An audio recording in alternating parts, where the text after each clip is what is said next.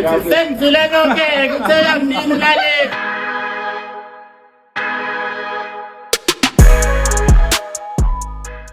Hello everyone, Horizula kuhamba kahle. Unaledi aphiwe ngeke aze ayithande into eyenziwe uma welele emnikaza kusipili ngoba sonke siyazi nje ukuthi washo nje unaledi ukuthi yena ngeke aze amqome nje usipikili ngoba uyaphapha. So ke nangokuma weleleke ese kushuthi phela sithe sidayisa ngaye because uthe nangonke kunikeza unaledi kusengowakho muthathe.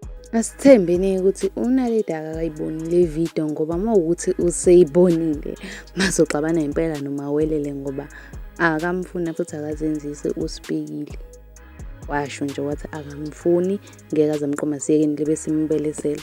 Sambeni-ke soyibuka le video mawukuthi uyaqala ukufika la make sure ukuthi usubscribe-ile ukuthi ungazophuthela ama-video afana nalawo.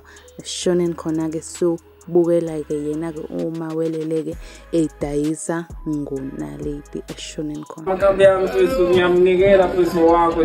Ngiyabonga mfethu sengizile konke kuthela mnini ngale. Uyakunika yena naledi usifile ngiyakuthanda mama. Mama ngiyakuthanda.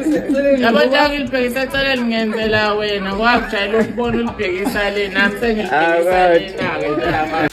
Okay everyone, nimbonile-ke uma welele-ke enza ey'bukwayo. Comment below ukuthi wena uyibona kanjani le ndaba because kuyacaca ukuthi vele bebeyidlalela bobabili, but comment down below na wena owakho umbono about this. And then-ke mina ngiyivala la ivideo namhlanje siba unqi.